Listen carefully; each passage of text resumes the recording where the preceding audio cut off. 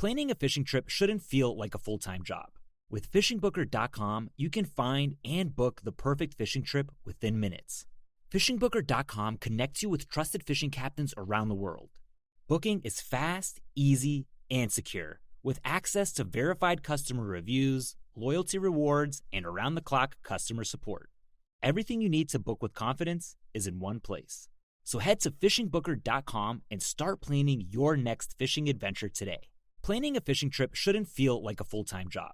With fishingbooker.com, you can find and book the perfect fishing trip within minutes. Fishingbooker.com connects you with trusted fishing captains around the world. Booking is fast, easy, and secure, with access to verified customer reviews, loyalty rewards, and around-the-clock customer support. Everything you need to book with confidence is in one place. So head to fishingbooker.com and start planning your next fishing adventure today. All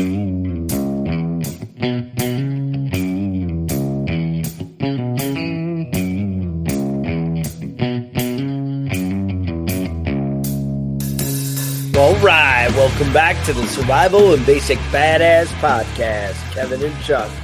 Today, well, we're going to talk about New York. We're going to talk about the media, and we're going to talk about how crazy the world is getting.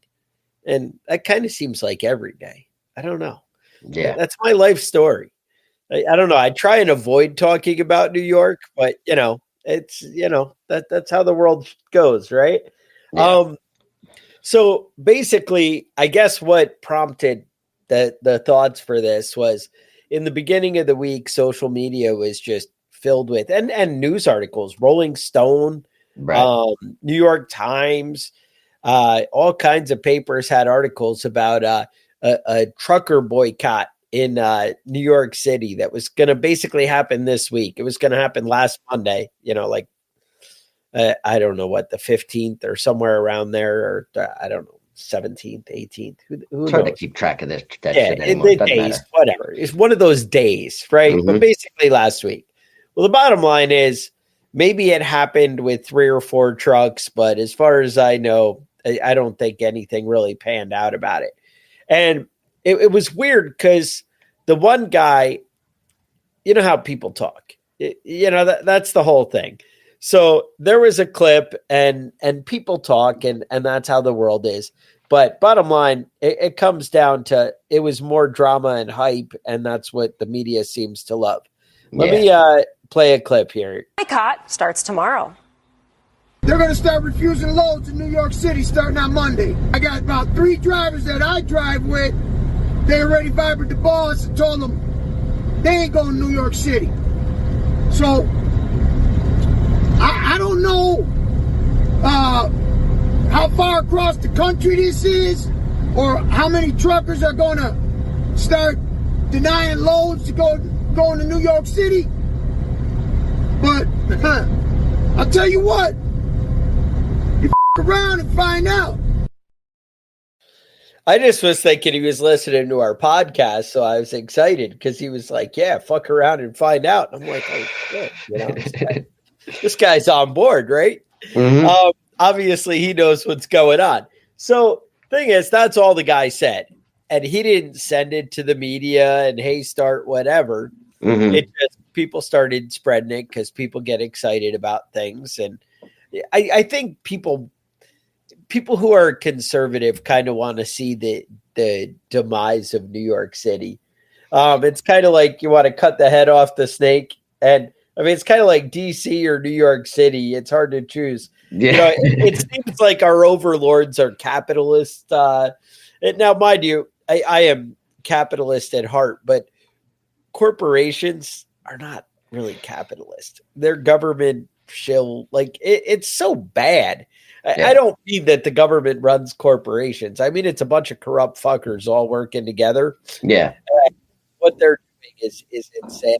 And, it's not a free market. It's like, oh, we'll regulate the other people so that you have to do what we say with corporations. And I'm like, that's not really capitalism. Yeah, that's not how it works. I mean, if you want to get down to it, it's corporations that are writing the laws in this country. You know what I mean?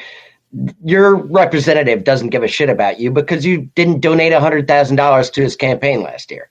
Kevin, $100,000 is chump change. Yeah. Yeah. If you donated less than $100,000, you go fuck right off with that. Nobody gives a fuck about you. Yeah. I mean, I don't want to make it senseless. Now, I had some other videos, other truckers kind of saying the same thing. And I guess they were like, oh, well, he recanted it and he saw the wrong of his ways. And I don't know that was really the case. I did see. Yeah, it doesn't seem like that. That's what Chicago, is it Chicago Ray? Chicago Ray. Yeah. I ended up catching a podcast about it, and damn it, I lost the name of it, and I feel bad. I like to give people props. It was like Trucker or something. I don't know. Mm-hmm. But he was talking about it, and he was like, look, I haven't talked to anybody who was like, yeah, we're not doing loads in New York. He's like, most people won't go to New York, but that's because it's a fucking shithole and you can't turn around. Right. And I mean, I know my uncle's a trucker, and he talked about, going all the time to New York City. And he was like, it's a disaster. You can't move on the streets. You can't, everybody's cutting in and trying to get you. And right. When you're driving a truck, you have to trying to rob you. It's not where you want to be, Yeah. When you're driving a truck, you have to have a significant amount of stopping distance between you and the car in front of you. And you can't have any space in New York City. Like, if it's enough space for a car to fit in there, it's going to fit in there. But I mean, those things are just, I guess, so 16% of truck drivers are owner operators, right? They can decide where they want to go. Right. They can make their own decisions about that sort of stuff. 10%, if you took 10% of the trucks going to New York City off the road or out of New York City anyway, I mean, it would prices would skyrocket, everything, really eggs, could. Milk, everything that, somebody consumes, 10% would be enough to send the prices through the roof. Yeah.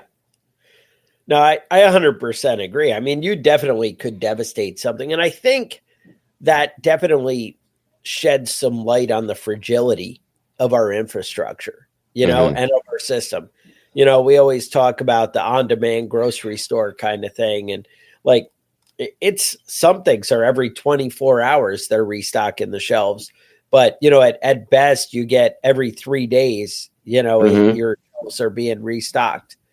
And they don't keep inventory. The way the government, it's weird. We've really set up a system where you can't hold the inventory, or we end up taxing you on things. And it's just very strange the way they have the system set up. And it really forces companies and businesses to not stock anything extra. So if somebody decides to screw you or something, say they shut down all the cell phones in North Carolina for 8 hours or whatever, something like that could happen. It can really disrupt things. That happened this week. Oh, did that happen? Yeah. Oh, shit. Things are going downhill everywhere, man. Remember those cyber attacks when you were like, hey, this guy's screaming from the, that was the thing. That was the thing. That was the thing. But I think it was just AT&T cell phones. So we don't want to, I don't want to start a panic. But anyway, feelings. Anyway, so anyway, the whole thing with the Trump stuff, there was another clip. I think I'll give you that. See what you guys think. This is Kevin O'Leary you've seen on Shark Tank. What the governor says. New York was already a loser state. Like California is a loser state. There are many loser states because of policy, high taxes, uncompetitive regulation. It was already on the top of the list of being a loser state. I would never invest in New York now, and I'm not the only person saying that. And now, that's another thing that New York, another reason y'all need to be thinking about getting the hell out of there. Now, obviously one person, and honestly, I don't really think he's that cool. I don't really like Kevin O'Leary that much, but it's nice when people say things you agree with. We can all jump on board and be like, yeah. I know like Grant Cardone, again, another, he's kind of an online marketing guy, but he's a big real estate guy.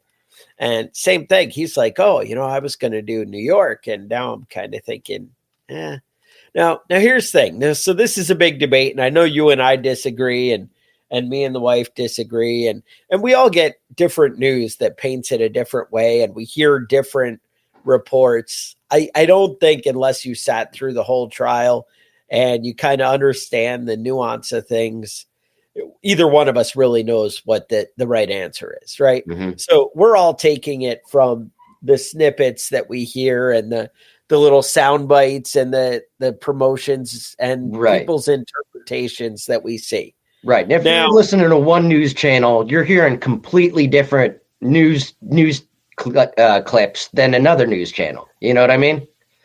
You're hearing completely different stories. Unless you're sitting for 3 hours a day watching the trial for the past 3 months or however long it's been going on, you don't know what the fuck you're talking about. If you're paying attention. Right. If you don't really know the business, do you even understand it too? And I don't. I'm not a big real estate guru or know anything, whatever. But let's talk about it. So that's the whole thing. Supposedly this trucker boycott, and the reason investors are saying they want to pull out in New York is if you feel like somebody can just disagree with you, so they turn on you and look for anything, you get scared about doing business there. That's the way they're phrasing it, right? Mm-hmm. That's what they're painting, that New York just turned on one of their own because they don't like his politics. Now, I know you said that, when we were discussing it earlier, that, Trump, people either love him or hate him. He's kind of a slimy past in some of the stuff. And I'm talking back to The Apprentice and stuff like that. People who remember New York. He was somebody who would hold a grudge, I think, with his business dealings. And I think we've seen that play out in politics. Right, in politics too. He does the same thing, yeah. That was people's consensus, I think, as a New Yorker, how but people still kind of looked up to him because he's somebody who got it done. Now, mind you, somebody who dad only gives you $177 million and you turn that into something, that's scrap. Right. Yeah. I think that's an actual number. I didn't just make that up. It's like rags to riches stories, man. I only had $170 million to start with. I mean, Jesus, what do you expect? His dad only invested in brick buildings because, and Trump took it into modern. He's got glass. Mm-hmm. That's right. That's one. If you read the Art of the Deal, you'll understand what Wave of the future. He's changed the world. So bottom line, what it all comes down to is Trump got fined $354 million. Mm-hmm. All right. That's the actual number. And it's weird because my understanding it's a civil suit, which I don't understand how that's possible because it's brought by the state and not by anybody who is wronged. And that's one of the big things is New York is the one getting money, the $354 million. Right. That's not going to somebody that got damages. Defrauded. Yeah. Right. They're like, oh, he defrauded all these banks. And so we're going to take the money and not give it to the banks, which sounds a little suspicious. The way it plays out. So bottom line is you present what your properties are worth, and then the bank has the opportunity to do their due diligence. Like think about like when I called to get a mortgage, because this happened. I bought my house a couple of years ago. And I call the bank and they're like, well, what is the property worth? And I say, well, Zillow says it's worth this. So I guess it's worth that. I have no idea. I'm not I don't know. I like Zillow, right? I can go on Realtor. I can go on Zillow. I can see what other things are selling by, but it turns out I'm not a certified appraiser. Right. And I think I was like, or Zillow said it was like 400. And it was funny because I told the lady I was talking to, And I was like, yeah, I think like 350 is probably realistic. I don't think 400's right, whatever. And this is, I don't know, a while ago, whatever. I'm not trying to talk about whatever. The housing market, Right. it can be anything, right? Whatever. Yeah, Don't changes read every month into these numbers. I'm not trying to be an ass. Now I'm regretting I said anything. But so Zillow says 400. I'm like, well, maybe 350. And they're like, well, we're sending out an appraiser and we're going to get to the bottom. And that's what companies do. And they have the right to do their own due diligence, right? Mm-hmm. And Right. they send out an appraiser and they're like, you know what? We think it's worth 250,000. And so we said we were going to give you this interest rate, but now because of your loan to value has now changed, we kind of want to give you a crappier interest rate. Right. It has to increase and it increases. So that's exactly what's happening here. So they're saying that Trump went to the bank and said, my properties are worth $500 million. I have no idea what the exact numbers were. I didn't watch the trial. $500 million. And in reality, they were worth, we'll say half that, $250 million. And the bank gave him an interest rate based on it being good. Now, mind you, the bank had done business with Trump before, and I would be willing to say that they did business because they like dealing with Trump and they know that he pays his loans and he gets shit done. Mm-hmm. That's what I think. That's my personal opinion. That's not a fact. That's not a news story, right? My personal opinion. So, it is my personal opinion, but the bank came to court and also testified, hey, one, we're not offended by this deal. Two, we would do business again with Trump. We were happy with the outcome. Mm-hmm. And they said, nope, guilty. So that's my take. Kevin, I know you have a different version of things. Let's hear your interpretation of things. Yeah, I mean, my real interpretation of it is that, he broke the law, he committed fraud. Okay. So is that money that they're fining him for? Is that a reasonable amount? I have no fucking idea. Probably not. It seems a little bit excessive to me, but again, I don't know shit. I don't know shit about banking and real estate development in New York City. I don't know shit about that. But I mean, they're trying to act like he didn't do anything wrong, but he did break the law.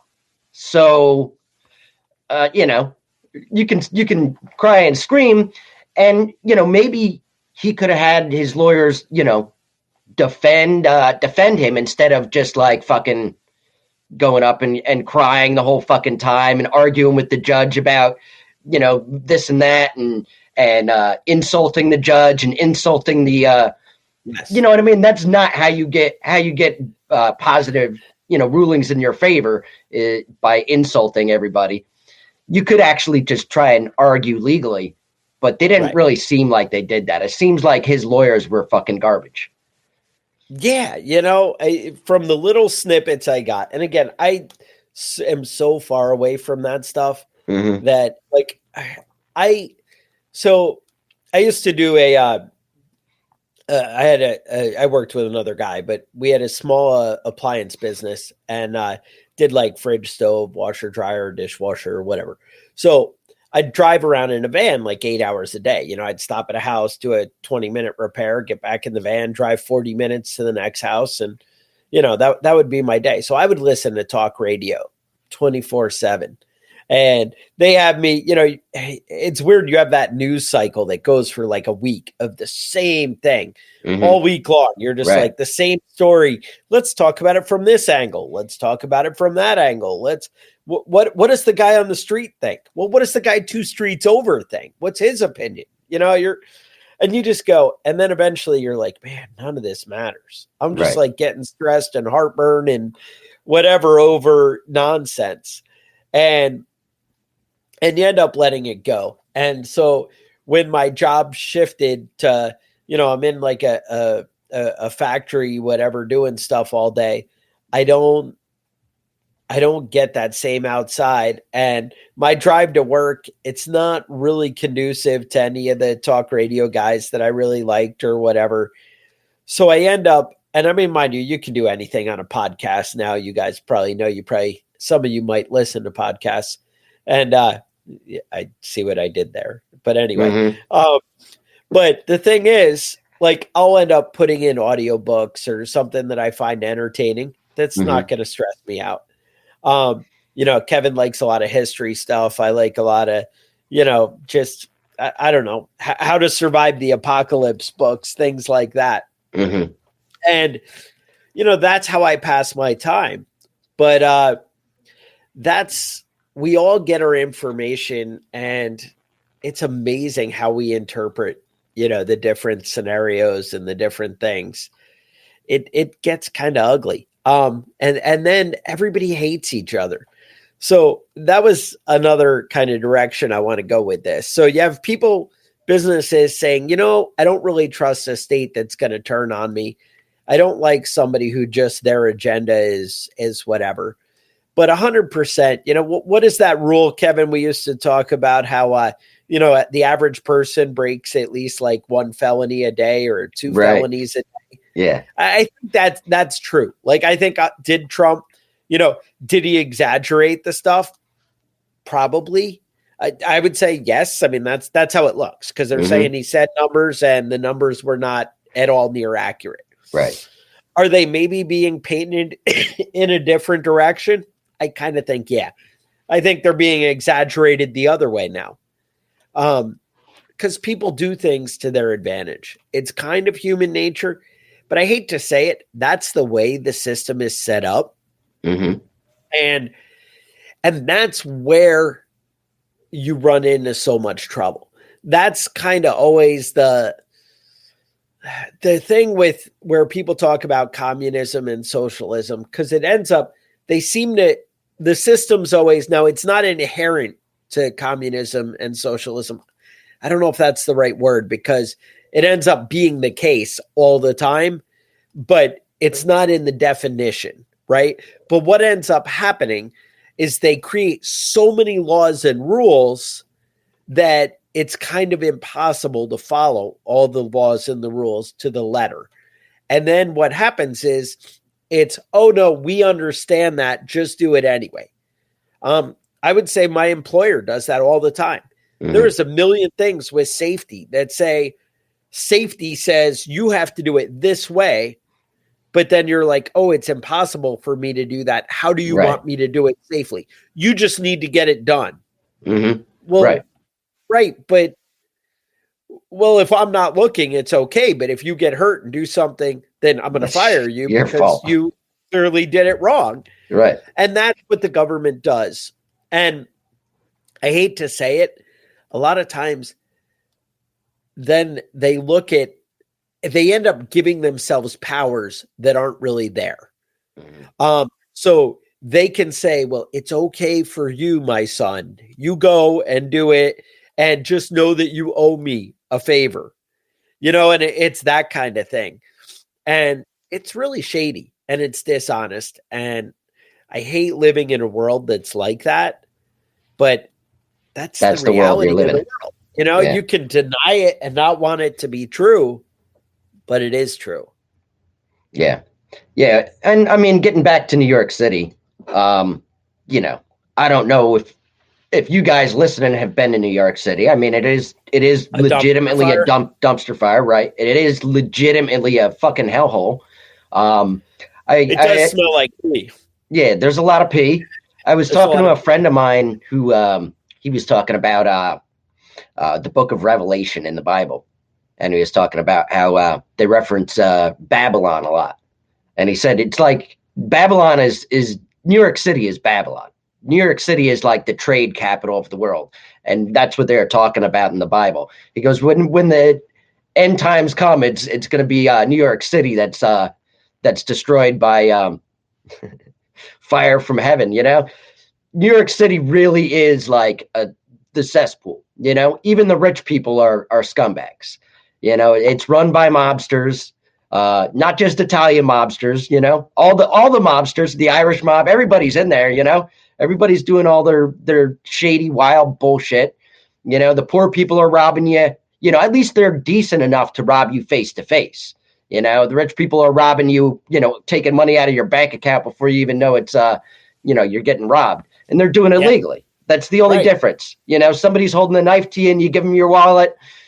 That's a whole different story than when they can just take it legally. And New York City, you're getting fucked up the ass, no matter how you do business over there.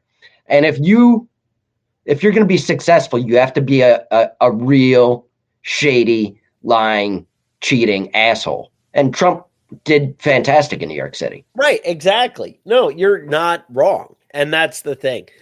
I mean, but that's what I wonder. And I've really changed my philosophy, and I hate to have a different moral code as I get older and whatever. And I guess we get cynical, and, some of us get kinder and easier going, and some of us just get bitter and angry and, whatever. I'm not sure which one I fall into. You can have your opinions.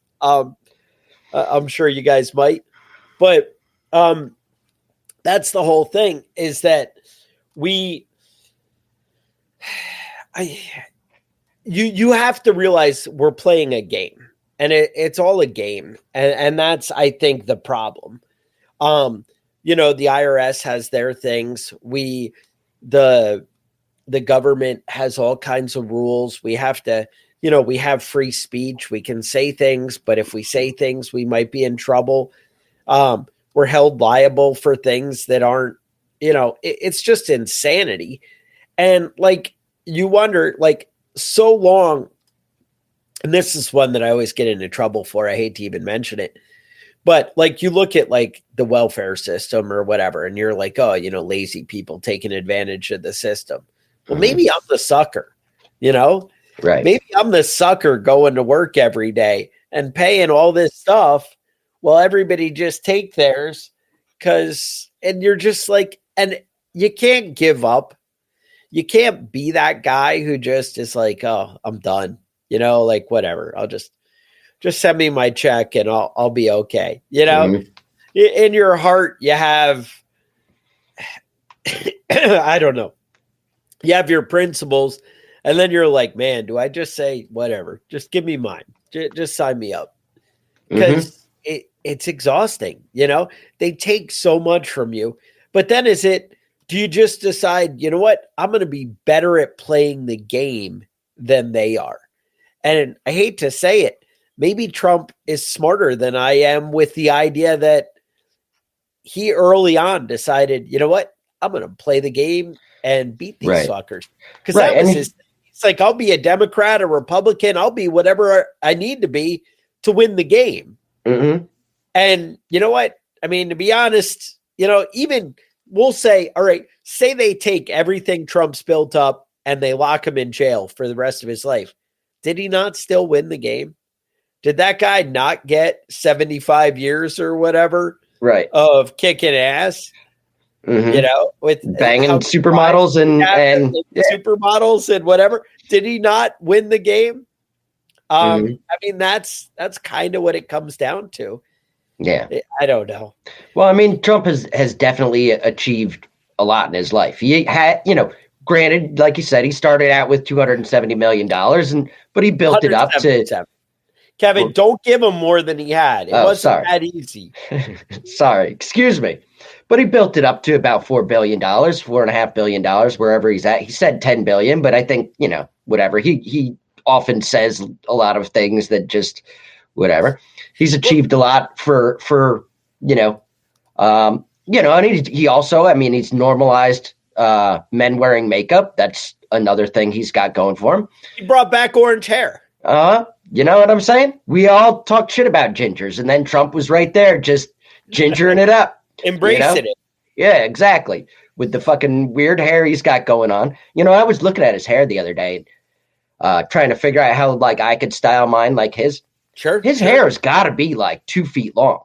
And it just fucking, he's got 6 comb overs. They just go this way. And then, I mean, it's really combed over 5 times if you look at it closely. But, whatever. Regardless though, it doesn't matter if you're voting for a Democrat or a Republican, in my opinion anymore, because I feel like they're all both fucking me. None of them are interested in helping me. You know, like the House of Representatives is full of people hypothetically representing the people of that state, but they're not. They're representing the GOP or they're representing the Democratic Party. They're not representing you. They don't give a fuck about you, you know? And, you know, Trump said that when he was running against Hillary. He said, you know, the system is rigged. I know that because I use it to my advantage. And maybe that's the way you have to do things. You know, maybe you should cheat on your wife and do whatever the fuck you want. I don't know. I mean, I don't do that. I don't rob from people. I pay people when they do work for me. But whatever, maybe I'm a dumbass. Well, Kevin, people have often said that about both of us. So, you know, it's, you know, hey, that's the thing. Like you bring up, well, the Republicans, you know, have their own issues and man, oh my God.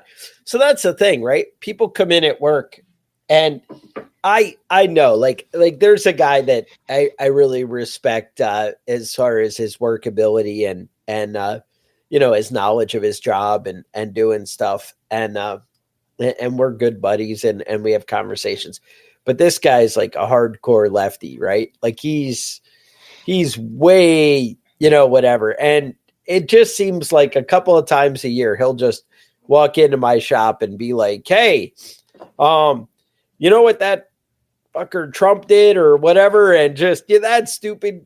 And he's so dumb and whatever. And he'll go on his little tirade about whatever. And there's another guy at work who it's funny because he listens to the podcast and he knows, you know, my opinions and knows that like we have a reasonably good understanding of history, me and Kevin. And I paid attention to politics, you know, for a lot of years. Like I said, I mean, there was, you know, it's funny. I got to my job and, you know, people would mention, oh, this politician, this, and I'm like, oh yeah, but remember 5 years ago, they said this. And, you know, like because like I said, I used to listen all the time and I, you know, that would be my world. Like other people watch football and know football players. Right. I knew politicians, you know, I knew the stats on all the politicians and knew that stuff. That was my world for a lot of years, was just paying attention to that because that's what talk radio did, you know, and that's fine. But so anyway, so the guys who listen to the podcast and whatever, he wants to kind of defend Trump and say, you know, positive things about Trump. And he's like, hey, you're going to have to help me here. And I kind of like cringe because I'm like, dude, I've been down this road with this guy. Yeah. And he's not somebody who's willing to look at both sides of the issue. Right. And I'm like, you're just going to make an enemy. Like, you know, like when he says stuff and he'll be like, Trump did this stupid thing. If it was a stupid thing, I'm like, you know what? You're right. That was really stupid. He definitely put his foot in his mouth there. And a lot of the times they're valid points because that's what they're going to bring up are the ones that are the valid points, not the other, you know, and I'm willing to call a spade a spade. You know, that's the whole thing. I'm down for, you know, the truth. Now, the honest answer is when it comes to Biden or Trump on the ballot, I'm going to vote for Trump over Biden. Is Trump who I want on my ballot? No, he's not. And I know that makes people sad and they cry a little on the inside that I might want somebody who I think might be a better candidate. But the bottom line is I'm still going to vote for the one that's going to be closer to my interests. Did Trump do some stupid things like red flag laws? Does he say some stupid ass shit that I'm like, oh my God, dude, like really? Yeah, that happens all the time, right? I can be honest with myself and I can be honest with things, but does Biden say some stupid shit? Oh my God. Like, yes, he does. And so we're in this big debate at work and he's like, well, the economy's never been better. More people have jobs than ever under Trump and whatever. And I'm like, well, here's why you have all the new jobs. You have all the new jobs because nobody was working during COVID and now people went back to work. So you have new jobs. Well, that's not the reason. I'm like, okay, yeah, it's because he's doing such a good job. You're right. And then he's like, well, what about the stock market? The stock market's great. And I'm like, well, think about it like this. I said, inflation went up. There's no inflation at all. You're misunderstanding. And I'm like, dude, I've been in the grocery store. There's inflation. Mm-hmm. And no, that's not true. And he's like, tell me one stupid thing that that Biden said. And so my coworker's like, boom, boom, boom, boom, boom. And yeah, don't play that game. Tell me one stupid thing that Biden said. Because he's got all these things that Trump said. And I'm like, how long do you have? But I mean, the truth is, we've got two old, out of touch people running for president. Both of them are clearly showing signs of dementia. Yes. Both of them are clearly saying things that are wildly inaccurate. Yes. And gibberish. A lot of the times it just doesn't even make any goddamn sense. And this is our options. Why? Yeah. Because the GOP and the Democrats decide who runs. You don't. It's not up to you. Not at all. You know what I mean? Do you remember who was it running against Hillary? Was what's his name? Bernie Sanders. Oh, Bernie. The guy who somehow had more hair than any other candidate, but also less hair than any other candidate. It looked like he combed his hair with a balloon. But but he could not win. Even if people were voting for him, it was going to be Hillary. You know what I mean? It wasn't up to the people that, who was going to be the nominee. It was up to the Democratic Party, and they wanted Hillary. And it's the same thing on the GOP. There's a lot of other candidates that seem to me like they're better than Trump on the right, but they're not going to. It's not up to us. It's up to, I always think things, and then it changes. It's so hard to know these people and understand what you're getting. So in the primary, when people were voting for Trump, and I'm talking about back when he was running against Hillary, mm-hmm. I was a Ted Cruz fan. And I'm like, Ted Cruz is really great, and I really like him. And his principles and values, I got to say, if morals and values and principles, I would rather have Ted Cruz. Now, work with me here. I haven't finished. Then after Trump got in office, Ted Cruz kind of became a little unhinged. And I'm like, whoa, this guy's not what I saw before. And he seems like a different character. And you could tell me that, he does some kind of crazy things and says some stupid things. And I'd be like, you're right. And that's very surprising to me. Same thing, Nikki Haley. Now, I loved Nikki Haley when she was going to the UN and pretty much everything up to that point. She really was as strong and doing as much as she could do with the authority she was given. I was like, wow, she's really representing conservative things. And now I'm starting to see stuff that, she's like, oh, well, we'd have to raise the age for Social Security. It doesn't work anymore or whatever. And she's like, I never said that. That's not me. And then they're playing clips of her saying it. And it's multiple clips, not even like out of context. And you're like, well, how? Like, why? Right. Why? Just believe what you believe. Like, we're not going to be 100% all in for any candidate. Mm-hmm. I mean, that's the bottom line. Now, to me, you paid in your whole life for Social Security. Well, it's supposed to be based on what you get is based on what you paid in is what it's supposed to be. Yeah. Now, whether those numbers are accurate reflections, I don't know about all that. But I just know that it is supposed to be relative to how much you earned and paid into the system, how much you get out of it.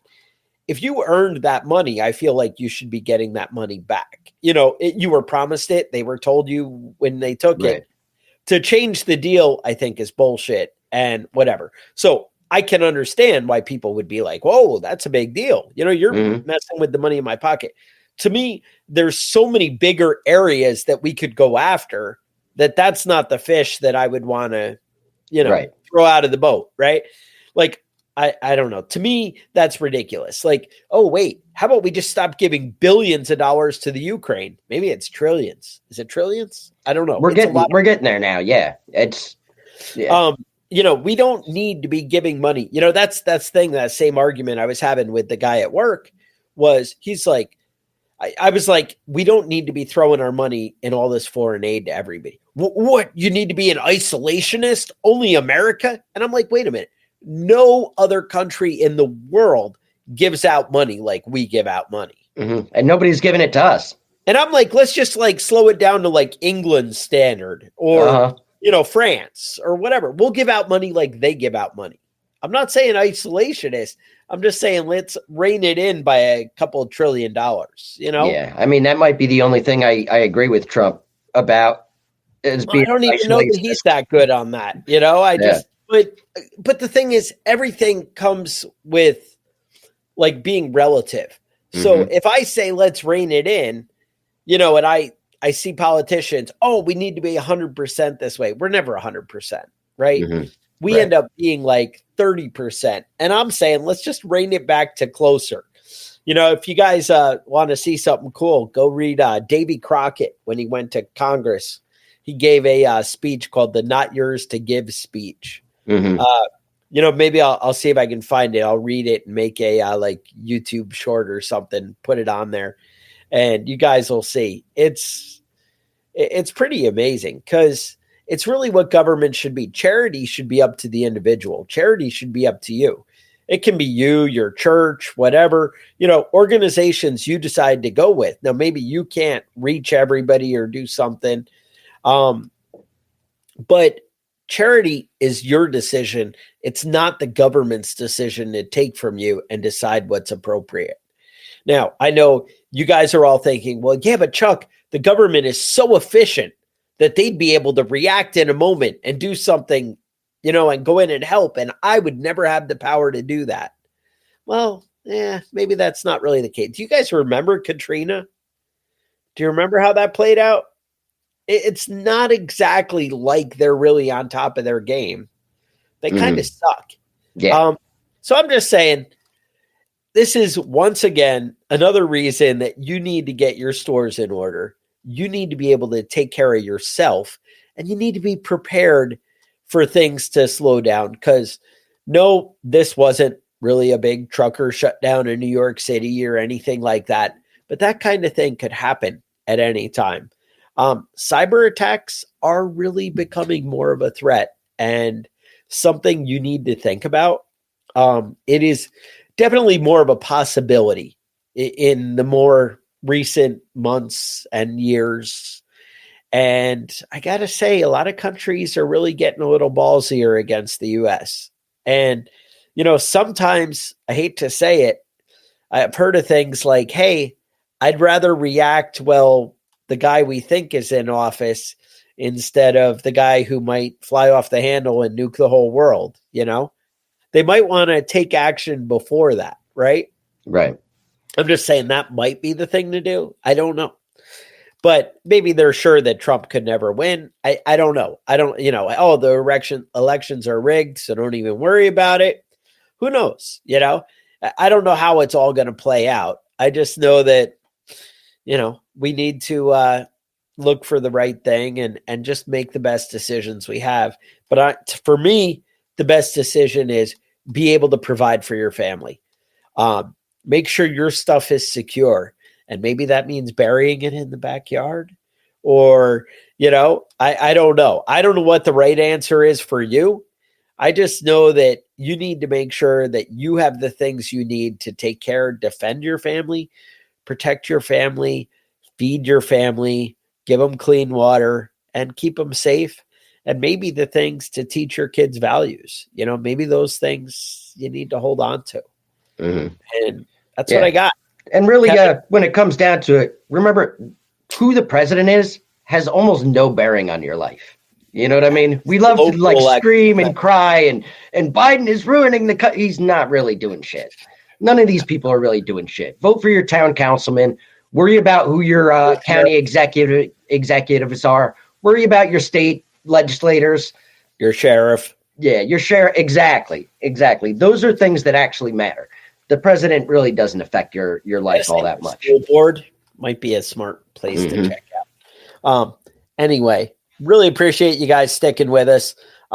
You can get, I'll put a link to where you can buy cool gear, badass things. I would love if you like and subscribe. I appreciate all your comments and the interaction. We really love having you guys here every week. You can find out more at preppingbadass.com And otherwise, I would say stay safe, and we will talk to you guys next week.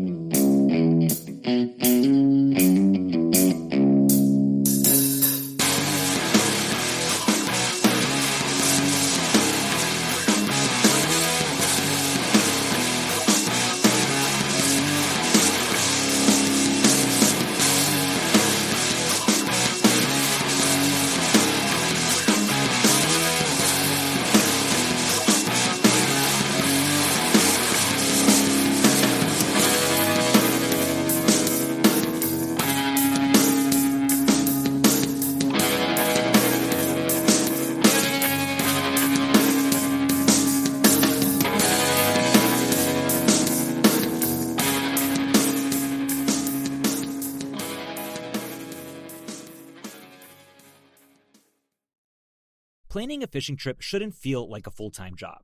With FishingBooker.com, you can find and book the perfect fishing trip within minutes. FishingBooker.com connects you with trusted fishing captains around the world. Booking is fast, easy, and secure, with access to verified customer reviews, loyalty rewards, and around-the-clock customer support. Everything you need to book with confidence is in one place. So head to FishingBooker.com and start planning your next fishing adventure today. Planning a fishing trip shouldn't feel like a full-time job. With FishingBooker.com, you can find and book the perfect fishing trip within minutes. FishingBooker.com connects you with trusted fishing captains around the world. Booking is fast, easy, and secure, with access to verified customer reviews, loyalty rewards, and around-the-clock customer support. Everything you need to book with confidence is in one place. So head to FishingBooker.com and start planning your next fishing adventure today.